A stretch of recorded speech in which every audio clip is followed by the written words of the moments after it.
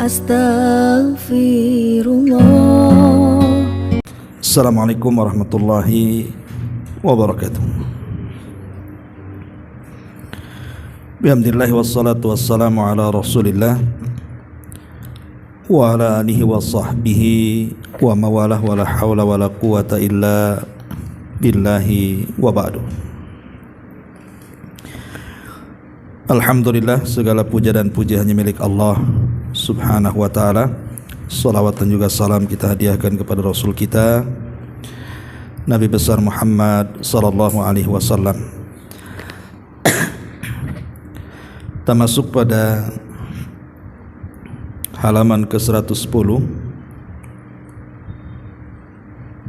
pada bab ke-29 tentang hak seorang muslim terhadap muslim yang lainnya. Kita baca dulu hadisnya, baru kita jelaskan. An Abi Hurairah radhiyallahu anhu qala qala Rasulullah sallallahu alaihi wasallam haqqul muslimi 'alal muslimi sittun. Qila wa ma kunna ya Rasulullah? Qala idza laqitahu fasallim alaihi wa idza da'aka fa'ajibhu wa idza stansahaka fansah lahu wa idza atasha fahamidallaha fashammithu wa idza marida fa'udhu wa idza mata fatbi'hu. Rawahu Muslimun. Dari Abu Hurairah radhiyallahu an, beliau berkata, Nabi sallallahu alaihi wasallam bersabda, hak seorang muslim atas muslim yang lainnya itu ada 6 perkara. Yang pertama, apabila engkau berjumpa dengan seorang muslim, maka sampaikan salam kepadanya. Yang kedua, apabila saudaramu mengundang dirimu untuk makan-makan, maka penuhilah undangannya. Yang ketiga, apabila saudaramu meminta nasihat kepadamu, maka nasihati dia. Yang keempat, apabila saudaramu bersin kemudian memuji Allah, jawablah bersin. Apabila saudaramu sakit, maka kunjungilah, dan apabila saudaramu meninggal, maka ikutilah jenazahnya. Ma'asyiral muslimat yang dimuliakan Allah Azza wa Jalla, inilah 6 wasiat Nabi sallallahu alaihi wasallam dalam kalim, ucapan-ucapan singkat namun syarat dan padat makna. Dan 6 wasiat ini sangat indah sekali kalau kita lakukan sesama kita kaum muslimin. Artinya kalau seorang muslim saja punya hak, maka selainnya lebih utama. Baik, kita akan kupas satu persatu di antara 6 wasiat Nabi sallallahu alaihi wa ala alihi wasallam ini. Pertama, wasiat Nabi sallallahu alaihi wasallam, idza laqitahu fasallim alaihi. Apabila engkau berjumpa dengan seorang muslim, ucapkan salam. Dan salam itu adalah penghormatan Nabi Allah Adam dan seluruh keturunannya. Dan itulah penghormatan pertama yang diucapkan Adam di hadapan para malaikat. Lebih daripada itu, bahwa salam sendiri adalah asbab dari sebab-sebab seseorang akan dimasukkan ke dalam surga. Saat Nabi SAW pertama kali hijrah, kemudian berceramah pertama kali di Kuba, maka ceramah pertama Nabi SAW ketika singgah di Madinah adalah, ayyuhan nas afsus salam bainakum, sebarkan salam di antara kalian. Wa'at'imut ta'am, beri makan orang-orang yang berhajat dengan makanan. wasilul arham, kemudian sambung silaturahim, wasallu bil laili wan nasu niyam, dan salatlah di malam hari ketika manusia sedang terlelap tidur. Kata Nabi SAW, tadkhulul jannata bis salam, maka kalian akan masuk surga dengan selamat. Dari sini kita tahu di antara sekian sebab orang masuk surga adalah dengan cara mengucapkan salam. Artinya salam ini ucapan ringan, Bu. Tidak ada ruginya kok kita mengucapkan salam kepada orang yang sedang berjalan, yang sedang duduk, kepada saudara kita sesama muslim, baik yang kita kenal ataupun yang tidak kita kenal. Hanya mengucapkan assalamualaikum kan tidak ada ruginya. Apalagi Nabi SAW sampai bersumpah, walladzi nafsi biyadi la tadkhulul jannata hatta tu'minu wa la tu'minu hatta tahabbu afala adullukum ala syai'in idza fa'altumuhu tahabbtum bainakum. Kata Nabi, absyu as-salama bainakum. Demi zat yang jiwaku berada di tangannya, kata Rasul, kalian tidak mungkin masuk surga sampai kalian beriman, dan kalian tidak akan beriman sampai kalian saling menyayang. Maukah kutunjukkan kepada kalian sesuatu yang kalau kalian lakukan pasti kalian akan tertanam saling sayang dengan sesama kalian. Kemudian Rasul mengatakan, sebarkan salam di antara kalian. Subhanallah. Jadi salam itu salah satu bentuk keindahan Islam karena akan memupuk perasaan cinta dan sayang sesama kaum muslimin. Artinya sebab di antara munculnya kecintaan sesama kaum muslimin itu adalah dengan cara menyebarkan salam. Apalagi dalam salam ini banyak pahala, Bu, jangan salah. Kata Nabi SAW dalam hadis Imran ibn Husain, jadi ada seorang laki-laki datang kepada Nabi SAW, kemudian mengucapkan assalamualaikum. Maka Nabi SAW kemudian menjawab dan mengatakan isyrun. Orang itu setelah menjawab salam waalaikumsalam, maka Rasul mengatakan orang yang mengucapkan salam itu akan mendapatkan akan mendapatkan asyrun minal ajri, 10 dari pahala. Thumma jaa akhar, kemudian datang lagi orang lain, kemudian mengucapkan salam assalamualaikum warahmatullah, ada tambahan warahmatullah. Maka Rasul menjawab, kemudian Rasul mengatakan isyruna ajran, yang ini dapat 20 pahala. Kemudian datang lagi orang yang ketiga, lengkap pula dia assalamualaikum warahmatullahi wabarakatuh. Maka Rasul menjawab, kemudian Rasul mengatakan thalathuna ay minal hasanat, dia mendapatkan 30 pahala. Jadi kalau hanya mengucapkan assalamualaikum dapat 10 pahala. Kalau ditambah assalamualaikum warahmatullah dapat 20 pahala. Tapi kalau lengkap assalamualaikum warahmatullah wabarakatuh berarti kita mendapatkan 30 pahala. Lihat lipatannya. Hanya mengucapkan satu kalimat salam tapi berlipat-lipat pahalanya. Tentu kalau menjawabnya juga sesuai dengan ucapan salam, Bu. Begini menjawabnya, Bu, ya. Kalau ada orang yang mengucapkan salam assalamualaikum, maka kita jawab waalaikumsalam warahmatullah. Titik sampai di sini. Tapi kalau yang mengucapkan salam agak panjang dia, assalamualaikum warahmatullah, maka kita lengkapi waalaikumsalam warahmatullah wabarakatuh. Kalau seandainya dia lengkap assalamualaikum warahmatullahi wabarakatuh, maka kita pun lengkapi waalaikumsalam warahmatullahi wabarakatuh dan tidak perlu menambah dengan lafaz yang lain.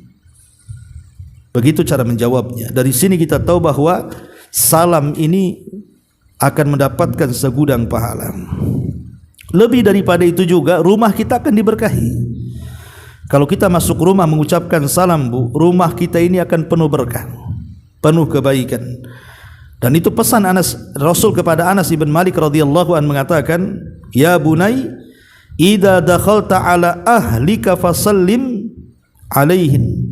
Wahai anakku, maksudnya Anas bin Malik, kalau engkau masuk ke rumahmu, sampaikan salam untuk keluargamu. Yakun barakatan alaika wa ala ahli baitika. Itu akan menjadi berkah khusus bagimu dan untuk keluargamu. Lihat bagaimana salam itu mendatangkan kebaikan yang luar biasa, bahkan sebab diampuni dosa juga adalah dengan menyebarkan salam. Karena ada hadis yang mengatakan, innal mu'min idza laqiyal mu'min fasallim alaihi. Seorang muslim apabila berjumpa dengan muslim, fasallama alaihi, kemudian dia mengucapkan salam kepadanya, wa akhadha biyadihi, kemudian diambil tangannya, fasafahatun tanatharat khatayahuma kama yatanatharun warqus syajar. Kata Nabi SAW, maka ketika kita bersalaman setelah mengucapkan salam, maka kesalahan kita akan gugur seperti dedaunan yang rontok dari batangnya. Lihat bagaimana keajaiban salam luar biasa. Karena salam sendiri adalah pembuka hati, Bu. Salam itu membukakan hati. Makanya orang kalau tidak suka dengan kita, kemudian kita terus mengucapkan salam kepada dia, lama-lama terbuka hatinya, Bu. Pasti terbuka hatinya, dan lama-lama juga akan hilang kedengkiannya. Karena salam itu bisa menanamkan kecintaan sebagaimana yang sudah saya jelaskan di awal tadi. Ini yang pertama, Bu. Ini wasiat yang pertama dari Nabi SAW, singkat-singkat saja. Kemudian yang kedua, kata Nabi SAW, wa idza da'aka fa'ajibhu. Apabila saudaramu mengundang kamu, entah makan-makan, entah kemudian minum-minum di rumahnya, baik berupa walimah ataupun akikah, atau hanya sekedar ingin undang kita makan di rumah dia, maka Nabi SAW mengatakan fa'ajibhu, maka wajib kita mendatangi undangannya, kecuali memang kita ada uzur, lain ceritanya. Kalau kita ada uzur seperti kita sakit atau di rumah kita juga ada acara yang sama, pokoknya kalau ada uzur syar'i, maka tidak mengapa seseorang itu tidak datang kepada undangan. Tapi begini masalahnya, kenapa kemudian kita ini diwajibkan datang kepada undangan tetangga kita, saudara kita, sesama muslim apabila mengundang kita untuk makan dan minum? Karena dengan kedatangan kita kepada mereka itu berarti kita melakukan satu ibadah agung yang disebut dengan jabrul khawatir. Jabrul khawatir itu artinya kita menyenangkan hati saudara kita. Sebab kalau kita tidak datang, habis masak banyak-banyak gitu kan, tak datang pula, kecewalah dia. Makanya Nabi SAW sampai mengatakan ketika ditanya soal seafdol-afdolnya amal, maka Rasul mengatakan sururun tudkhiluhu ala qalbil muslim, kebahagiaan yang kau tanamkan kepada hati seorang muslim. Jadi dengan datangnya kita dia senang. Terlebih yang mengundang kita ini orang baik, terlebih yang mengundang kita ini memang orang dermawan, orang yang dikenal dengan ketakwaannya, orangnya memang sumiyah, baiklah orangnya, maka lebih baik datang. Memang ada hadis, tapi hadis ini dilemahkan para ulama, bahwa ta'amul abriya dawaun wa ta'amul bukhala daun. Makanan yang disajikan oleh orang-orang dermawan, orang-orang baik, orang-orang takwa, itu biasanya jadi obat, Bu. Tapi makanan orang bakhil, itu jadi penyakit tuh, Bu. Ibu kalau ditraktir orang bakhil tuh pulang mencret. Jadi jangan mau traktir orang bakhil. Traktir itu sama orang-orang yang memang dermawan, orangnya takwa, karena biasanya dia akan memberi makanan kepada kita itu dengan keikhlasan dia. Senang dia melihat kita makan makanannya itu. Tapi orang bakhil itu kan dikeker terus, Bu, kalau ibu makan di rumah dia itu. Ya, berapa piring ibu ambil, berapa lauk ibu makan, berapa centong ibu ambil nasi, pasti itu dihitung tuh orang bakhil tuh. Nanti ibu pergi dikata-katain congok lah, apalah bahasanya, Bu. Nah, itu kan orang bakhil ini kadang-kadang aneh-aneh. Makanya kalau udah orang bakhil jangan datang. Jadi penyakit itu. Ya, tapi kalau jelas yang ngundang orang baik, orang dermawan, orang masya datang, Bu.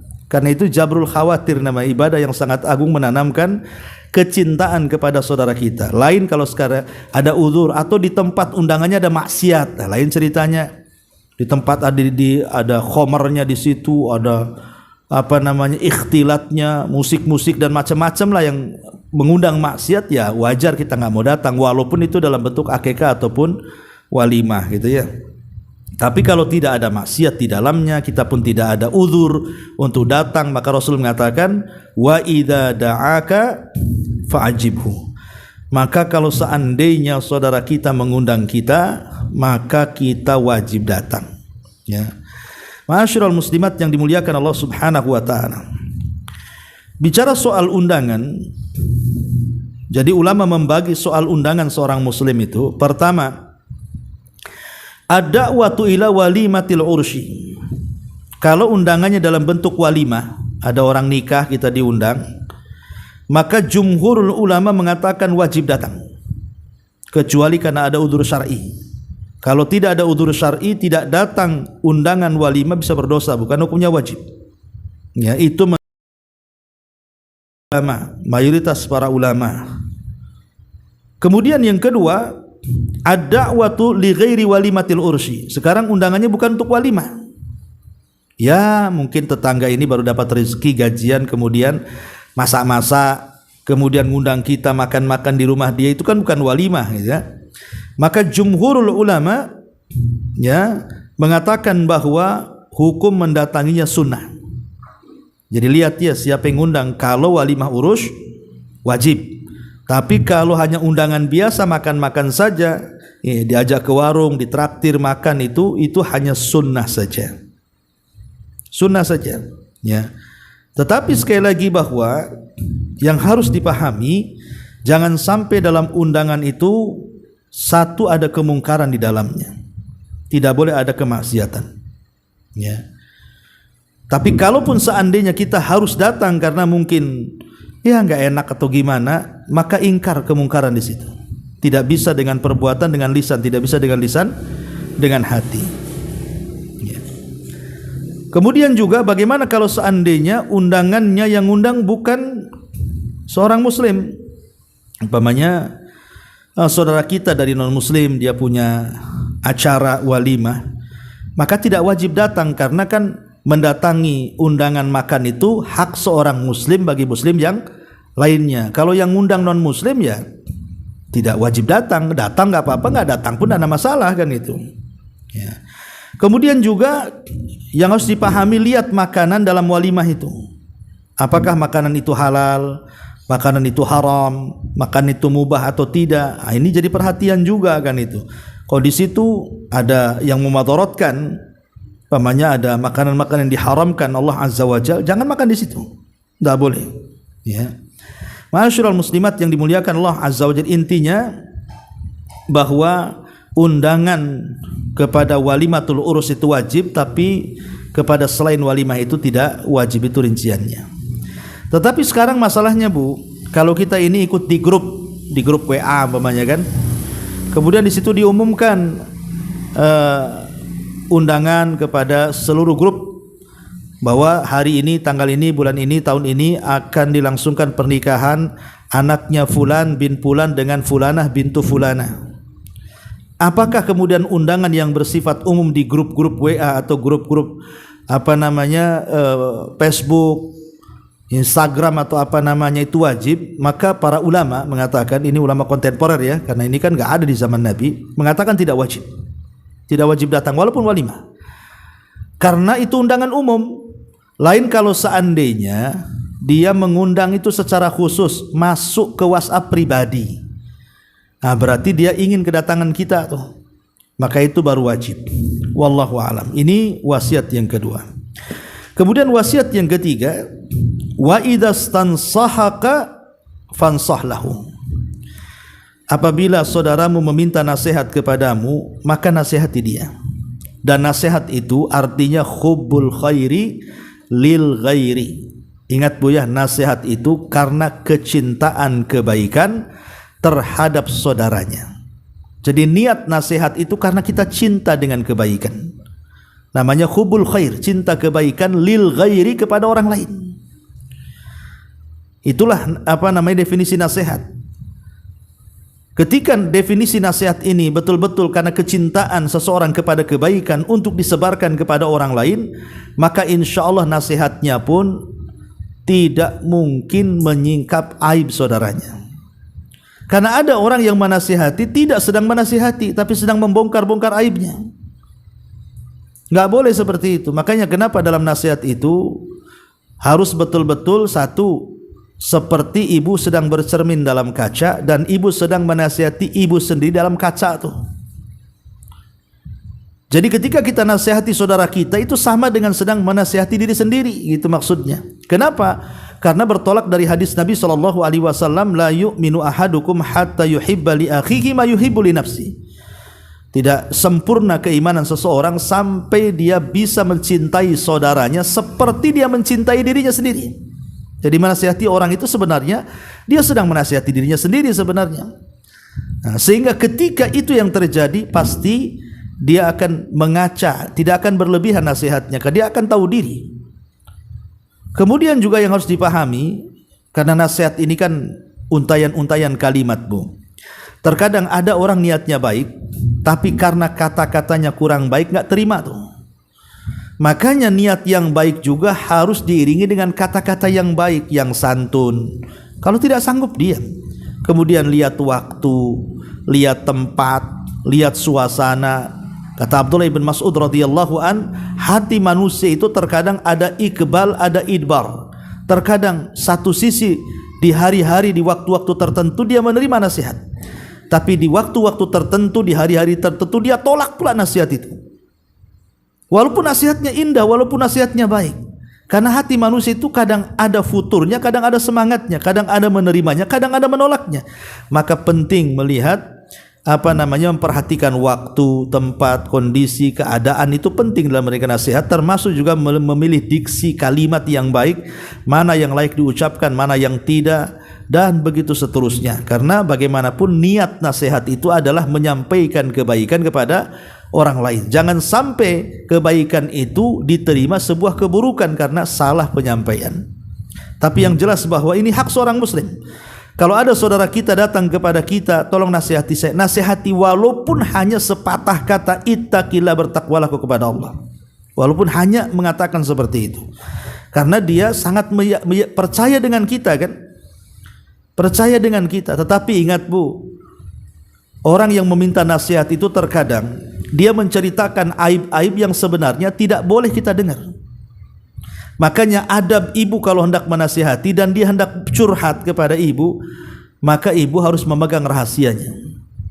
Dan ibu katakan kepada orang yang minta nasihat itu, afwan kalau memang tidak percaya dengan saya, takut nanti kalau cerita aibnya saya sebar, sebaiknya tidak usahlah. Ibu kasih nasihat secara umum saja. Tapi kalau dia yakin dengan ibu, enggak apa-apalah karena saya yakin tidak mungkin nyebarin aib saya, ya enggak masalah. Tapi ibu harus pandai membuat amanah dengar namanya. Jadi amanah itu juga dalam mendengar ada. Kalau ibu sudah tahu aib orang lain yang meminta nasihat kepada ibu, pegang. Jangan ada yang tahu. Cukup ibu, dia dan Allah saja. Kemudian ibu nasihati, semoga Allah Subhanahu wa taala mencarikan jalan keluarnya. Jadi apabila saudara kita meminta nasihat, nasihati. Ini yang ketiga wasiat Nabi sallallahu alaihi wa ala alihi wasallam. Kemudian nasihat yang keempat, wa idza atasha fahamidallah fashamidhu. Apabila ada yang bersin di depan kita dan dia pun memuji Allah, maka kita jawab yarhamukallah atau yarhamukillah kalau laki-laki. Ingat catatan kalau dia memuji Allah. Tapi kalau dia bersin diam saja, ya ibu diam juga. Tapi kalau dia bersin, dia mengucapkan alhamdulillah, maka kita katakan yarhamukallah. Lah kalau kita di posisi yang bersin didoakan seperti itu kan beruntung, Bu. Maka kita jawab yahdikumullah. Dahulu di zaman Rasul, banyak orang-orang Yahudi itu pura-pura bersin, Bu, di depan Nabi itu. Pura-pura bersin orang-orang Yahudi di depan Nabi karena ingin mendapatkan doa Nabi yarhamukallah tuh. Tapi Nabi tahu, Nabi tidak mau. Walaupun orang Yahudi bersin gitu, pura-pura memuji Allah pun Rasul diam saja. Rasul ganti kalimatnya, bukan yarhamukallah tapi yahdikumullah. Semoga Allah berikan hidayah kepadamu. Ya, karena orang Yahudi itu bukan orang-orang yang mendapatkan rahmat. Ya, mereka layak mendapatkan hidayah. Jadi kalau orang kafir bersin, tiba-tiba dia mengucap alhamdulillah, Bu, maka ibu katakan yahdikumullah. Tapi kalau dia seorang muslim, yarhamukillah atau yarhamukumullah. Maka kita katakan juga yahdikumullah. Tapi ingat Bu, cuman 3 kali saja. Bersin, alhamdulillah, ibu katakan yarhamukillah. Bersin lagi, alhamdulillah, ibu katakan yarhamukillah. Bersin pula yang ketiga kalinya, jangan yarhamukallah Bu. Suruh ke dokter, itu sakit itu. Ya, engkau pilek nih nampaknya, beli obat sana ke apotek gitu Bu. Ya kan Nabi ngomong begitu kepada seorang sahabat, engkau ini kena zukam, kena pilek, obati sana. Ya, jadi ataupun boleh juga kita doakan syafakillah atau syafakallah. Tapi doa ini tidak warid. Tapi kalau doa secara umum untuk kesembuhan ya baik-baik saja bagi seorang muslim. Jadi itu diantara adab, apabila ada orang bersin kemudian memuji Allah, maka jawablah dengan yarhamukillah atau yarhamukumullah. Kemudian yang kelima, wa idza marida fa'udhu. Apabila saudara kita sakit, maka kunjungi. Ya. Ma'asyiral muslimat yang dimuliakan Allah Subhanahu wa taala. Begini Bu ya. Kita tahu bahwa mengunjungi orang sakit ini banyak fadilah dan keutamaannya. Pertama, al-julus fi ma'iyatillahi azza wajalla. Ketika kita datang kemudian duduk di depan orang sakit, maka kita berada pada kebersamaan Allah dengan kita. Kita dinaungi oleh ma'iyatullah, kebersamaan Allah Subhanahu wa taala. Karena dalam hadis qudsi Allah Subhanahu wa taala menyindir kepada kita dan mengatakan, amma alimta anna abdi fulanan maridha. Kata Allah, tidakkah kau tahu bahwa hambaku si fulan sedang sakit? Falam ta'udhu, kenapa kau tidak datang kepadanya? Ama alimta annaka law udtahu, tahukah engkau kalau engkau datang menemui dia yang sakit itu, lawajadtani indah, engkau akan dapati aku di sisinya. Engkau akan dapati aku di sisinya. Artinya kalau kita duduk di depan orang sakit itu, kita sedang bersama Allah Subhanahu wa taala. Ini keutamaan luar biasa, ya. Bahkan lebih daripada itu, kita mendapatkan salawat, doanya para malaikat. Nabi SAW menceritakan tentang seorang laki-laki, disebutkan ada sebuah hadis Nabi SAW, hadis dari Abi Fakhitah, dia mengatakan, aqada alayya biyadi, qala in talik bina ilal Hasan na'udhuhu fawajadna indahu Aba Musa. Dari Abi Fahita, dia mengatakan telah mengambil aqada Aliyun biyadi, Ali radhiyallahu an pernah memegang tanganku. Ali radhiyallahu an pernah memegang tanganku. Kemudian dia mengatakan, ayo kita pergi wahai Abi Fahita ke rumah Al Hasan, kita mengunjungi dia sedang sakit gitu. Tiba-tiba sampai di tempat itu ada Abu Musa al-Ash'ari radhiyallahu an. Maka Ali mengatakan kepada Abi Musa, wahai Abi Musa, apakah engkau datang untuk mengunjungi orang sakit atau hanya ziarah saja? Maka Abu Musa mengatakan, bal aidan, tidak, aku sengaja datang untuk mengunjungi orang sakit, bukan untuk ziarah. Wa qala, maka Ali mengatakan, wahai Abu Musa, aku mendengar Nabi SAW bersabda, ma min muslim ya'udu musliman ghudwatan illa shalla alaihi sab'una alfa malakin hatta yumsi, wa in adahu asyiyatan illa shalla alaihi sab'una alfa malakin hatta yusbih, wa kana lahu harifun fil jannah. Subhanallah, kata Ali radhiyallahu anhu, wahai Abu Musa, tidakkah kau mendengar sabda Nabi sallallahu alaihi wasallam, tidaklah seorang muslim itu mengunjungi orang muslim lain yang sedang sakit di waktu pagi, kecuali 70.000 malaikat akan mendoakan dia sampai sore. Kalau dia mengunjunginya di waktu sore, maka 70.000 malaikat akan mendoakan dia sampai pagi, dan dia mendapatkan kedudukan di surga. Masya Allah, luar biasa coba, ya. Nah, ini akan mendapatkan doanya para malaikat. Kemudian yang ketiga, rahmat dan ampunan akan turun. Sebagaimana hadis Nabi SAW, ya, bahwa rahmat dan ampunan itu akan turun kepada orang-orang yang mengunjungi orang sakit. Kemudian Dan itu disebabkan dikisahkan sebuah kisah ketika Nabi SAW berceramah di hadapan para sahabat. Rasul mengatakan, siapa yang hari ini memberi makan fakir miskin, tidak ada yang bangkit kecuali Abu Bakar. Kemudian kata Rasul, siapa yang hari ini berpuasa, tidak ada yang bangkit kecuali Abu Bakar. Kemudian kata Rasul, siapa yang hari ini datang kepada orang sakit mengunjunginya, tidak ada yang bangkit kecuali Abu Bakar. Kemudian siapa yang hari ini mengantarkan jenazah, tidak ada yang bangkit kecuali Abu Bakar. Apa kata Rasul? Tidaklah seorang muslim terpenuhi 4 amalan dalam 1 hari 1 malam ini, maka dia dipastikan masuk surga, kata Rasul. Ini kan berkah luar biasa, ya. Jadi orang yang mengunjung sakit itu luar biasa. Karena bagaimanapun banyak faedah. Salah satunya kita diingatkan dengan sakit saudara kita, bahwa kita tidak mungkin sehat juga, pasti 1 hari persis kayak dia juga. Coba bayangkan, kalau seandainya ada saudara kita sedang sakit, kemudian kita datang kepada dia, otomatis dia akan merasa senang dengan kita. Yang kalau Allah takdirkan kita sakit, pasti dia pun akan datang kepada kita, karena merasa bersyukur kan, Bu. Tapi kalau kita tidak pernah datang ke orang sakit ketika kita sakit, mungkin dia pun ngerasain juga kan, kapok dia, waktu sakit aja saya nggak datang, enak kali dia waktu saya datang ke dia kan. Ada orang pendendam seperti itu. Padahal sebenarnya kita datang kepada orang sakit itu karena perintah Allah, bukan karena barter. Kalau dia datang saya datang kan gitu. Tapi ada di masyarakat orang awam itu seperti itu jadinya kan. Jadi nggak mau datang mengunjungi kita gara-gara kita nggak datang ke tempat dia. Nah ini kan jadi masalah, Bu, kan. Makanya penting kita datang mengunjungi orang sakit, karena begini, Bu, terkadang dalam dunia perobatan itu terkadang ada yang disebut dengan sugesti, Bu, ya. Sugesti itu keyakinan dalam, ya. Terkadang bisa mengobati orang. Sugesti yang kuat itu kan bisa mengobati orang. Seperti mamanya ada orang yang sudah kecanduan, kalau sakit kepala itu harus pakai bodrek. Kalau dikasih Panadol tak mempan dia. Kan banyak tuh orang kayak gitu tuh. Walaupun Panadol 5 karena biasa bodrek, enggak mempan itu. Enggak bisa hilang sakit kepalanya. Itu karena ada sugesti di situ. Lah biasanya nih orang sakit tuh, Bu, dia sakitnya enggak seberapa, tapi dia lebih sakit ketika tidak ada yang mengunjungi ke rumah dia. Sakitnya enggak seberapa, tapi ketika tidak dikunjungi makin sakit dia, makin cepat mati jadinya kan.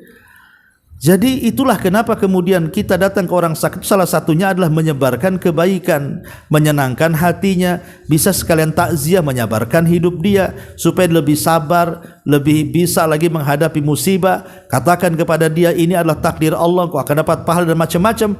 Pasti hati dia makin tenang, Bu. Ya, cuman kan masalahnya di masyarakat, termasuk kita lah gitu kan.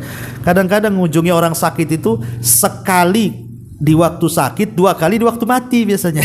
Itu ya. Dia datang, ada saudara kita sakit, rame-rame kan itu.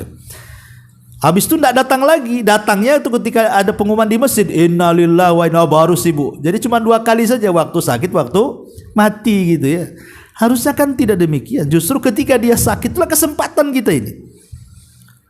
Ya, jadi entah berapa hari sekali terus didatangi, ya, untuk mengejar pahalanya, gitu loh maksudnya.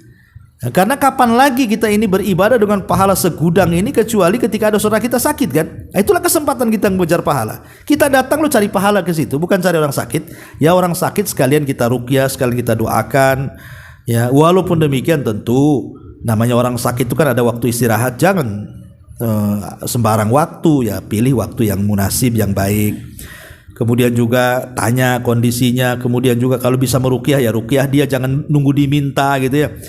Ya, atau kalau kita ahli pengobatan ya langsung ditawarkan pengobatannya, kemudian ingatkan tentang pahala sabar, ingatkan tentang pahala musibah. Kemudian jangan lama-lama, kadang-kadang ada orang yang mau lama, kadang-kadang ada yang tidak mau lama kan, tergantung sakitnya. Ya, jadi intinya kemudian juga ya ajaklah ingatkan dengan amal-amal soleh supaya kalau Allah takdirkan dia meninggal pun dia tidak suudzon kepada Allah tapi berhusnudzon kepada Allah Subhanahu wa taala. Kemudian kalaupun dia sakit, minta doanya, Bu. Doanya orang sakit itu mustajab loh.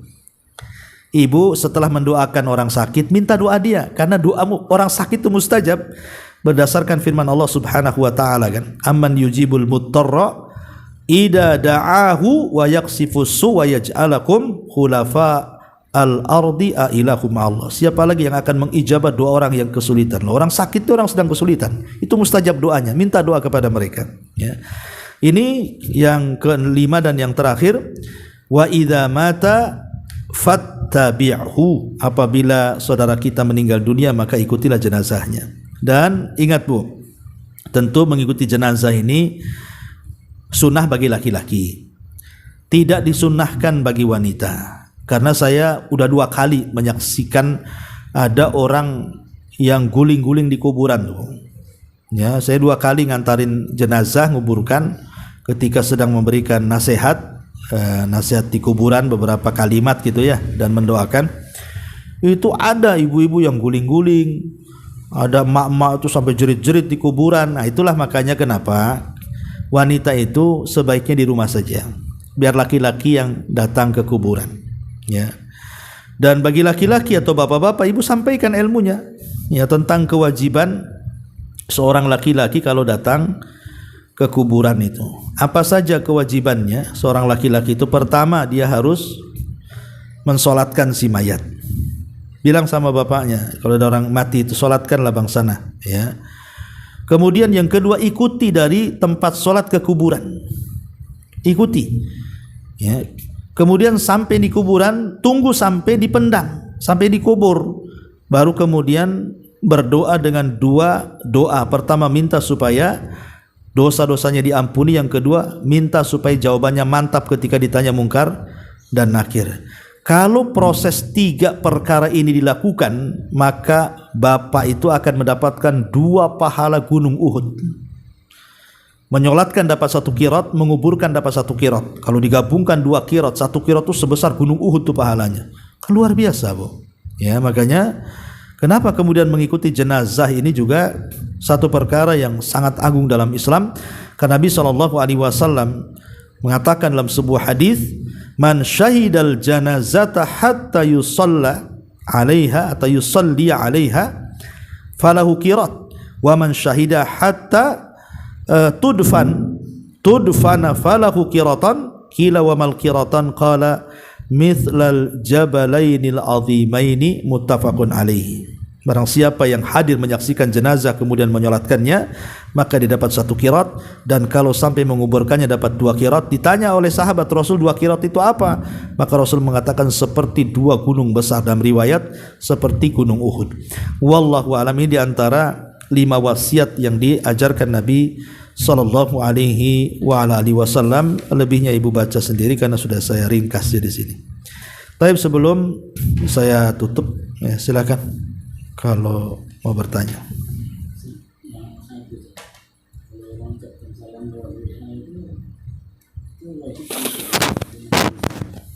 Iya, bagaimana hukumnya mengucapkan salam lewat WA kalau ditujukan kepada kita? Memang dia WA pribadi kepada kita dan hendak berbincang dengan kita, maka kita wajib balas juga dengan WA yang sama. Ya, tapi kalau dalam grup, ya tidak wajib kalau dalam grup. Ya, karena kan khitabnya kepada semua orang yang ada di grup itu. Tapi kalau dia memang khusus ya me-WA kita, artinya kan hendak berbicara dengan kita dan dia memulai dengan salam, ya tetap kita jawab. Tergantung tulisannya. Kalau assalamualaikum, ya kita jawab waalaikumsalam warahmatullahi titik gitu. Kalau dia assalamualaikum warahmatullahi wabarakatuh, ya kita lengkapi waalaikumsalam warahmatullahi wabarakatuh. Nah, itu. Jadi tergantung kemana itu nyasarnya SMS itu. Ya. Wallahu a'lam. Iya Bu, silakan Bu.